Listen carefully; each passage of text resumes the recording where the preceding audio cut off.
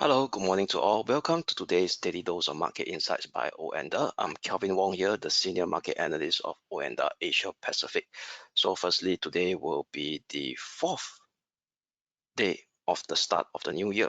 So today will be Thursday, very good morning, 4th of January 2024. So before we start our usual Daily Dose of Market Insights, let's take a look at the disclaimer slides first.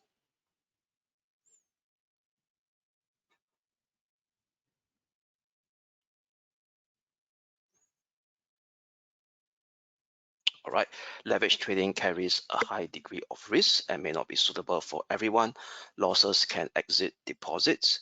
This presentation is not an offer or solicitation to buy or sell, nor financial advice or recommendation for any investment product.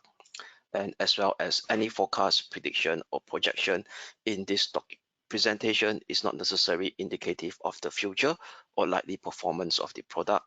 This advertisement has not been reviewed by the Monetary Authority of Singapore. All right, so let me set my screen. Okay, so as usual, before we jump into the short-term technical outlook on the broad-based asset classes, let's take a quick view of what happened yesterday, the key events that actually took shape, and also what are the key events and data to look out for today that could potentially kind of trigger a much more volatile movement in the global market space. So firstly, yesterday was actually a much kind of a risk-off scenario for global equities, and as well as we see the dollar strength starts to come back slightly, but however the dollar remains on resistance, especially with the euro dollar and the sterling dollar remaining on support, as highlighted in our short-term daily dose market insights live session that was shared with you all 2 days ago. So let us take a look at the performance of the US stock market overnight. So what we could see overnight over here is that we see a sea of red in the benchmark US stock indices. The S&P is down by negative 0.8%. The worst hit is actually related to the growth and high technology space, especially the 7 mega cap stock that dragged down the Nasdaq 100 down by negative 1.06%, and as well as the Russell 2000, which is pretty much we call it concentrated in the small cap growth space that rely on a lower interest rate environment to drive their business operation, is down negative 2.66%. But the one that's outperforming is the Dow Jones Industrial Average, down negative 0.8%. So if you look at the heat map of the S&P 500, what we could see over here,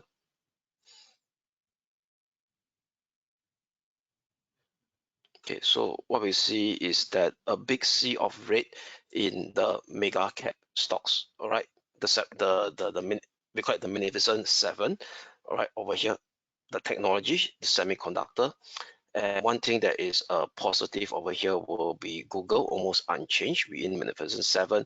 What we could see over here is that the defensive actually bucked the trend yesterday with healthcare outperforming, followed by the energy sector.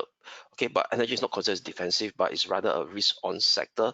And also why energy actually outperformed yesterday, the US energy sector, is due to the fact that we were potentially going to see volatile movement in oil price, driven by the fact that there could be still potential supply disruption coming from the Middle East region. Why? Because of this ongoing chaotic and fluid, we call it a fluid front, with this ongoing hostility between Iran, Israel, and as well as now dragging towards the Red Sea over here, where potentially some of the Iran-backed terrorists is actually retaliating back against what Israel is, the ongoing Israel and Hamas conflict that is still going to play out in the Middle Eastern region. Okay, so that kind of put a floor to oil prices, but in the last 2 days. So now going forward over here is that let's take a step back over here and see. Yeah, we know that we start to see a sea of red in the benchmark US indices. So that actually is not pretty much surprising, especially the Nasdaq 100, given that it was the top performer in Q4, one of the top performer in Q4 last year. with indicator hitting at the overbought region. So that could see a bit of profit taking. And also on top of that, we do have one Federal Reserve official which spoke yesterday, which is this guy called give me a minute, yeah, Fed Banky. So he said that a soft landing looks more likely. That means which is a positive sign for actually risk on equity. But however, he also did actually give a bit of balanced view, saying that potential for hikes are still on the table with strong demand.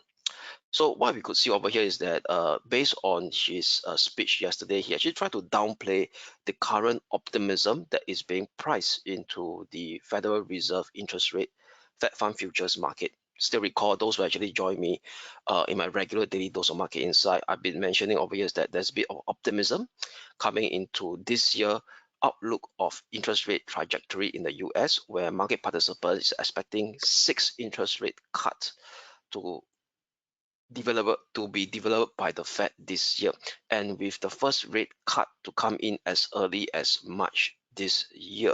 So if you look at based on after his speech yesterday, what we could see after his kind of balanced a view of the US economy, the expectation for the first case, this is the CME Fed Watch tool, so you can actually take a look at it. It's Google CME Fed Watch.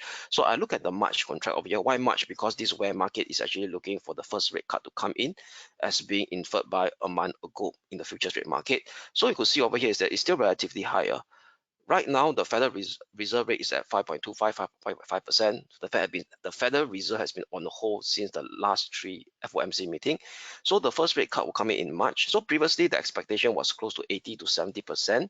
That was about a week ago. So after yesterday's balanced speech by Fed Banky, it's slightly reduced down to 66.5. So it's still relatively high. So there is still a bit of we call it optimism in the market participant mindset that the Fed is likely to cut in March. All right. So the key thing over here is if you look at the last 2 weeks or so, the rally has been pretty much, or I would say that the whole of last Q4 rally has been pretty much driven by liquidity easing coming into the US economy. So one of the metrics I like to look at liquidity condition is the movement of the US 10-year Treasury yield. Why? Because the US 10-year Treasury yield is considered as a global benchmark of long-term interest rate. A higher US Treasury yield implies longer-term interest rate will be higher. Longer-term interest rate tends on the upside trajectory. That means, i.e., cost of funding will be higher as well. And the inverse holds true if the long-term US Treasury yield starts to dip to the downside. So, which actually implies lower cost of funding. That means it implies lower liquidity easing condition in US and the rest of the world. So if you look at the rally that kickstarted in October last year, which is Q4, it actually coincide with a very steep decline, or a pronounced decline in the US 10-year Treasury yield. So let's take a look at the US 10-year Treasury yield from a technical analysis perspective. All right, so this is the US 10-year Treasury yield. Okay, on the daily chart. So we could see over here is that this is the peak, the peak of that medium-term peak of 5% in October. After that, it starts to came down and broke below the 20, 50, and the 200-day moving average. So this what I call downward trajectory in the US 10-year Treasury yield coincided with that risk-on scenario that was seen in the global equity space, except for China. As you all know, that China is now facing a deflationary risk spiral scenario that preventing the Hong Kong or the Hang Seng indexes from further potential upside. Okay, so what you see interestingly is since the start of this year, the 10-year US Treasury managed to do a bit of rebound, but that rebound in the last 2 days managed to stall at the 200-day moving average and the 50-day moving average, and as well as this graphical former support level now turns into a pullback resistance at 4.06. And what's interesting over here is that yesterday's price action in terms of Japanese candlestick took on the form of a bearish shooting star. So indicating to us that liquidity condition is still on the easing mode rather than a tightening mode, as inferred by the technical analysis of this 10-year US Treasury yield. So all in all, what we could see over here is that yes, we start to see 2 consecutive days of steep sell-off in the Nasdaq 100 stocks. That means the 7 magnificent 7 mega cap stock. But looking at the intermarket correlation from the 10-year US Treasury yield, I do not think that we are now on the brink of a very much more start of a um, major bearish trend for the US stock market yet. That means, i.e., the medium-term outlook on the US market is still bullish based on the intermarket correlation, and also right now that the Dow Jones Industrial Average is still managing to hold that short-term support, which I highlighted yesterday. Which is going to add that the breadth has started to actually spread from the Magnificent Seven to the other parts of the US stock market, which is also pretty much rather positive as well, rather than heavily being concentrated in the Magnificent Seven that could potentially lead to a 40 scenario down the road. Okay, so that's my take on the intermarket correlation. Okay, so that is the key event and market movement that took shape yesterday. So now let's jump into the short-term technical outlook. So let's start with the major US stock indexes first. All right, so with that, without further ado, let's take a look at the Dow Jones Industrial Average that managed to help relatively well compared to the Nasdaq 100. So you look at the Nasdaq 100, the Wall Street 30 index over here, we call it in our platform. So let me expand my screen so that you guys could see much more clearer. Okay, so now US Wall Street 30. So yesterday we do have a short-term pivotal support at 37,470. So price action actually hit that level yesterday. At the start of yesterday's US session, during the close of US session, it actually attempt to retest again, but managed to help at this level. All right, so for sure, this level is a rather important support level to maintain this short-term bullish outlook on the US Wall Street 30 that we have since the start of this week. So with that, as long as this level continue to hold, potentially we could see a what you call it, a potential rebound to first step retest yesterday's high at 37,650. A break above this level take us up towards the range resistance that is in place since the end of last year, which is 29th of December swing high, that confluence with 2nd of January swing high, which is on this Tuesday at 37,800 level. So still maintaining that short-term bullish outlook, potentially as long as 37,470 holds, we could start to see a potential rebound in first step towards 36,000. Pardon me, 37,650 followed by 37,800. Only an hourly close below 37,470 will negate this bullish tone to kickstart a minor corrective decline scenario within its short to medium term uptrend phase. In first step towards the next support level at 36,170, which confluence with this upward sloping 20-day moving average, and as well as the minor swing low area of 16th of December and 21st of December. Now, Nasdaq 100, that was the underperformer since the start of this week. It actually broke down below the 20-day moving average. So that level, 16,470, was our short-term pivotal support level to look out for a potential inflection bullish level for the price to actually stage that rebound. Unfortunately, that rebound didn't take shape and plummeted below the 20-day moving average, and as well broke below the minor ascending channel support that is in place since 4th of December low that I draw over here. But there's a bit of conflicting technical elements right now. Yes, graphical elements is bearish with the breakdown of the 20-day moving average and the minor ascending channel support level. But however, the hourly RSI has started to flash out a bullish divergence signal by showing this higher low at its oversold region, while price action shaped that lower low. So it indicates to us that this prior 2 days of downside movement, the downside momentum has seems to be start to ease off, as suggested by that bullish divergence condition being flashed out on the hourly RSI at its oversold region. So with that, elements are rather mixed right now. So I'll be turning neutral for today, using yesterday low as a lower neutrality limit. That means, i.e., a sideways movement between 16,390 and 16,590, which is the pullback resistance of this minor ascending channel support that's been taken out, and as well as the 20-day moving average right now acting as a resistance level, as well as 16,590. So flipping to a neutrality stance on the Nasdaq 100, that means, i.e., sideways between 16,590 and 16,390. Only an hourly close above 16,590 potentially would validate the continuation of this bullish short-term bullish bias heading up towards the first resistance to watch at 16,800. A breakdown below 16,390 will eventually see the extensions extension of this minor corrective decline towards the next support level at 16,160/16,120, which is pretty much close to this upward sloping 50-day moving average that could come potentially as a support level that coincide with this graphical support level in the coming days. So what we could see over here is that whatever happened later on, even though it price start to break below 16,390, it's still a minor corrective decline scenario within a short term, within a medium term uptrend phase that is still intact on the Nasdaq 100 as price action going to hover above the 50-day moving average. Okay, so flipping to a neutrality stand or sideways expectation on the Nasdaq 100 for today due to its short-term mixed technical elements. German 30, so German 30 also pretty weak yesterday. It broke down below the 20-day moving average as well as this short-term ascending channel support that is in place since 8th of November low and broke below the 16,680 short-term pivotal support that we highlighted yesterday. So all in all, what we could see over here is a potential double top configuration. First top, second top, broke down the neckline of this 16,680. So what we could see right over here is that potentially it is in the midst of doing that minor corrective rebound within this medium term uptrend phase that is still intact at price action going to trade above the 50-day moving average. So next support level to watch will be at 16,460. A breakdown below 16,460 takes us down towards 16,300. So what's this 16,300? If you look at the daily chart over here, it's that former we call it a medium-term swing high area from 17th of May to 31st of July, broken out now turns into a pullback support level. Okay, let's go back to the hourly chart again. So that's how I define my next support level to watch.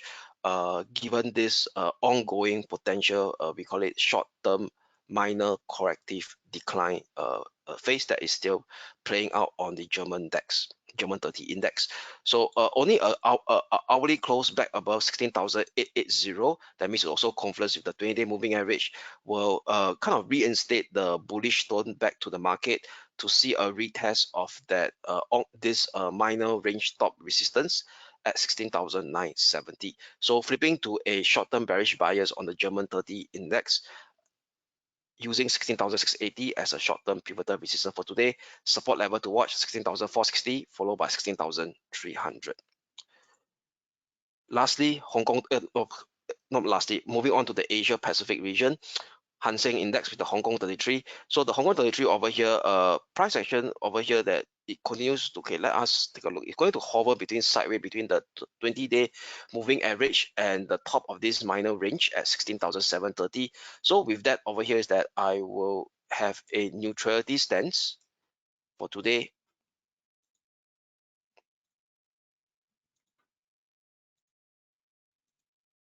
Okay, give me a minute. Let me highlight this in blue.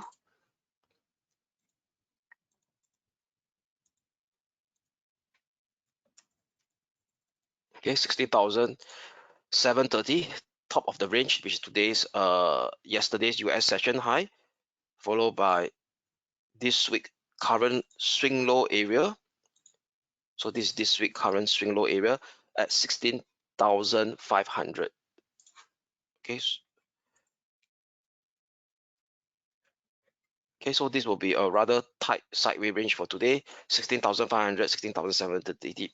So only a clearance above 16,730 will ignite a minor corrective rebound scenario to retest the next resistance zone at 17,950 slash 17,000. Okay, 17,000. So 16,950 is a typo error here. Okay, 16,950 slash 17,160, which is the red swing high area of 28th of December and 29th of December, and also the downward sloping 50-day moving average. Breakdown below 16,500 will expose the next support level at 16,330, maximum 16,100. So this level is very important. 16,100 is in fact a long-term pivotal support on the Hong Kong 33 index. Why? So if you flip back to a long-term chart on the cash market, which is the Hang Seng index, on a monthly chart, so this is a monthly chart over here of the Hang Seng index. So this 16,100 is a level that is managed to help since the low of August 1998. So that's the Asia financial crisis low, which is so the long-term ascending trend line channel that I draw over here in light green, managed to help on November 2003, October 2008, and this whipsaw over here, November 2022, and last year as well. When it comes towards the close of last year, price actually managed to stage a bounce from this long-term ascending trendline support. Now is at support at 16,100. So that's why that's why 16,100 is important, as depicted by this monthly chart of the Hang Seng Cash Index. All right, so I hope that I make myself clear why 16,100 is important on the Hong Kong 33. Okay, now lastly will be other Asia indices. Highlight will be Japan. So the Japan 225 or the Nikkei 225, we call it in our the Japan 225 we call in our platform, which is the Nikkei 225. So Nikkei 225, in fact, the cash market opened today. The last 3 days they actually closed for Japanese public holiday.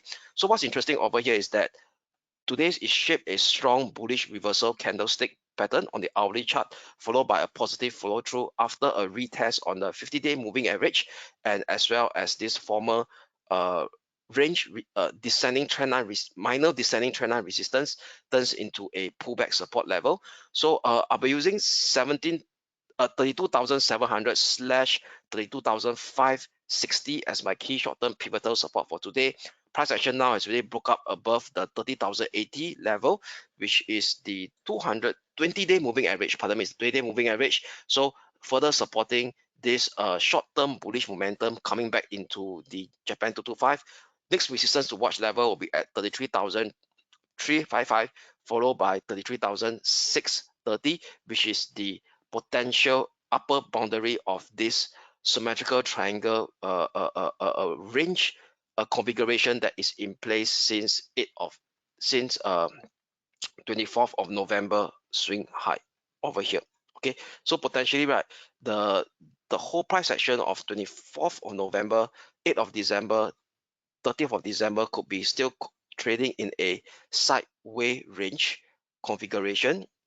Okay, it could be a potential symmetrical triangle configuration with the range of the symmetrical triangle now at 33,630. So what you could see over here is that the bounce off from today's price action, the bullish reversal seen today on the hourly chart, could be coming at the edge, at the lower limit of this potential symmetrical triangle range configuration, which is depicted by price action holding above the 50-day moving average since 8th of December, retested it again today and shaped that bullish reversal price action as seen on the hourly chart.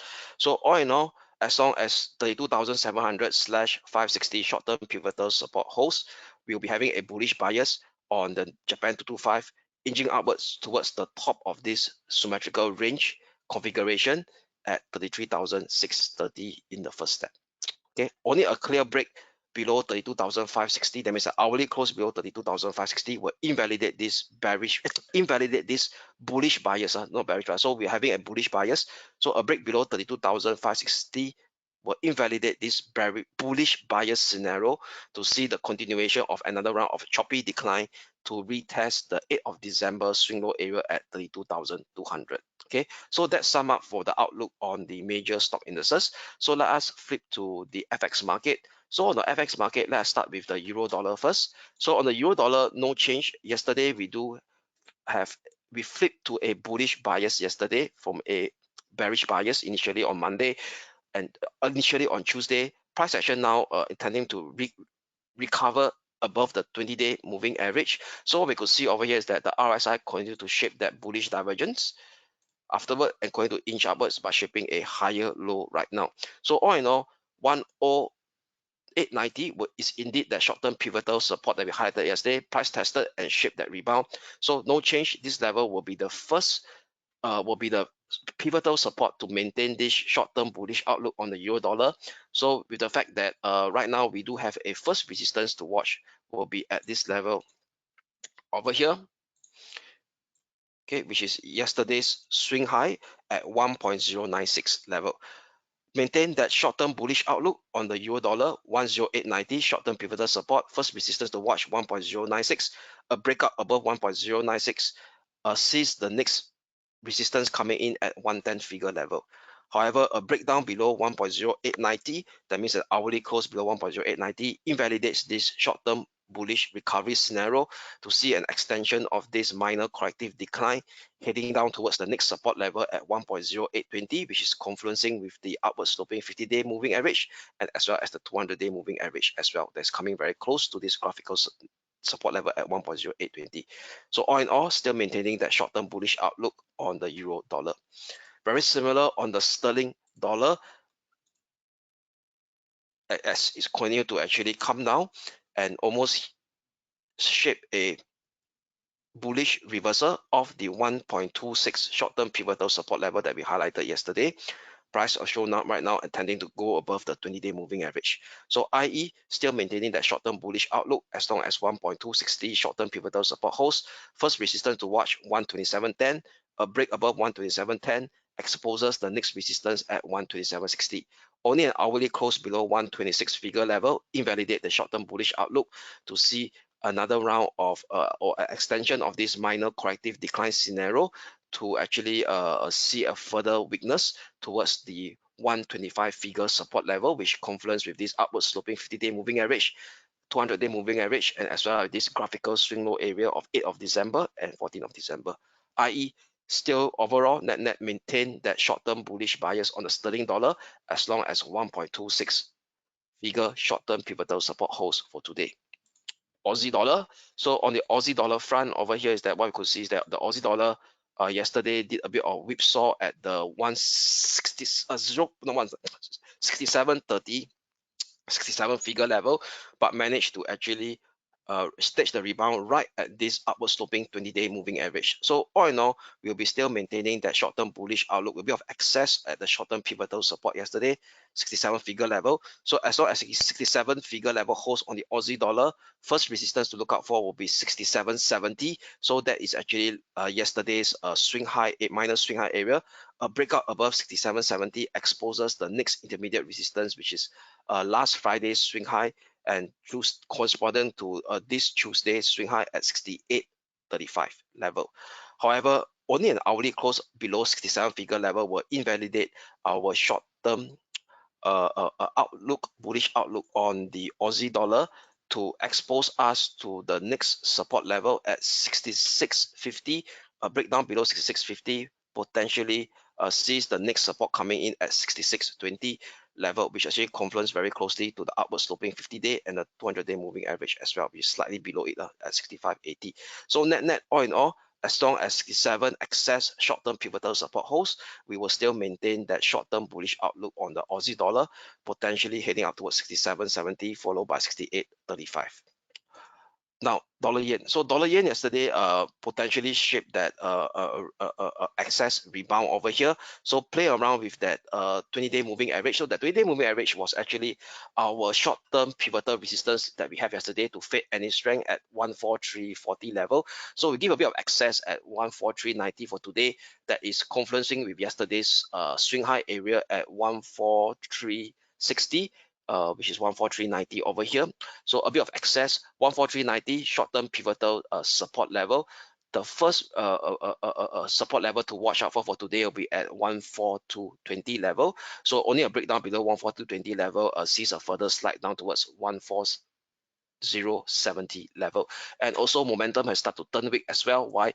Because if you look at the hourly RSI right now, the hourly RSI right now is actually breaking down below is parallel ascending trend line support that I draw over here, indicating to us that short-term bearish momentum seems to have resurfaced on the dollar yen. So indicating to us that whatever rebound that we see at the start of this year is more corrective in nature, where potentially the bigger picture bearish pressure should potentially reinsert back into the dollar yen as long as 143.90 short-term pivotal resistance holds for today. First support level to watch 142.20. However, an hourly close above 143.90 then will invalidate this short-term bearish bias scenario to see the continuation of this minor corrective rebound heading up towards 144.80/145 figure level. Okay, now spot gold. So spot gold yesterday did another slide as well due to that we call it a bit of dollar strength coming back earlier at the part of the yesterday's session. But what you could see over here that spot gold managed to shape a strong rebound off the 20-day moving average. So with the strong rebound off the 20-day moving average, what we could see over here is that I'll be still using this level here as a kind of a neutrality stance for today first. We see how the price developed. 2060, 2030, okay, neutrality stance, sideways range. So only a clear breakout above 2060 will be much more confident to flip back to a bullish bias on spot gold XAU/USD towards the next resistance level to what should be at 2090, which was last week swing high area. All right, so flipping to a neutrality stance first for spot gold for today between 2060 and 2030 in the first step. Now, WTI crude oil price. So like I mentioned earlier on, due to this ongoing supply risk disruption of this very fluid geopolitical risk tension in the Middle East region, WTI crude price yesterday shaped another nasty whipsaw, but it almost hit our short-term support yesterday. Yesterday we flipped to a short-term bearish bias with the first support level to rush roughly at 68.90. So we could see over here that yesterday price action almost hit 68.90 by printing a low of 69.20 before shaping that bullish hourly reversal candlestick, and price action thereafter start to pierce up above the 20-day moving average. So with that over here, that what you could see over here is that yesterday after it shaped that lower low that's very close to our support level at 68.90, price action on the RSI start to shape that bullish divergence. All right, so indicating to us that a bit of what you call short-term bullish momentum has started to come back into the picture, but we still expect that price action is still being trapped between 74.95 and 76.05, and between 68.90 as well, between these two range over here. So it's more like a push up within a range kind of scenario.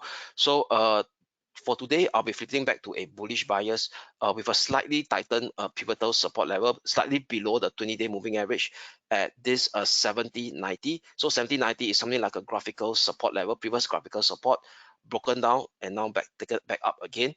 So, and also if you look at the current push up from the low of yesterday's to today's Asia session high, it came close to 61.8% Fibo retracement as well. So as long as 70.90 short-term pivotal support holds for today in any dips, potentially the price could actually see a continuation of this push up within a complex range configuration that is below the 50-day moving average with the resistance at 74.95/76.05 level. Okay, only an hourly close below 70.90 will start to see the price dip back down towards the range support level at 68.90 in breakdown below 67.55/67 figure level, which is the medium term range support level. If I go to the daily chart over here, is this bunch of congestion at this point in time in May to June 2023 last year. So net we'll be flipping to a bullish bias, holding above 70.90 for WTI crude oil price for today. Now, that's pretty much sum up for the short-term bullish outlook. So what are the key data to look out for today? So for today over here is that as we approach the US session later, we do see a bunch of services PMI, the finalized data services PMI for December coming out at 4:50 p.m. Singapore time across the key European economy from France, Germany, and at 5 p.m. will be the aggregate Eurozone one, the service PMI. Then thereafter, followed by in at 9 p.m. we do have one of the leading Eurozone economy, Germany, will start to actually show we call it broadcast its preliminary or flash inflation rate for December, something to look out for as well at 9 p.m. Singapore time. Then at 9:15 p.m. Singapore time, you have a prelude or tomorrow non-farm payroll data. So this is a ADP employment change data compiled by the private sector will be out at 9:15 p.m. Singapore time. Then thereafter followed by the finalized ISM services PMI data up for December at 10:45 p.m. All right, so that is pretty much sum up for the key economic data to look out for today, and as well as today daily dose of market insights. So with that, have a great day ahead, and I shall speak again with you tomorrow. Thank you.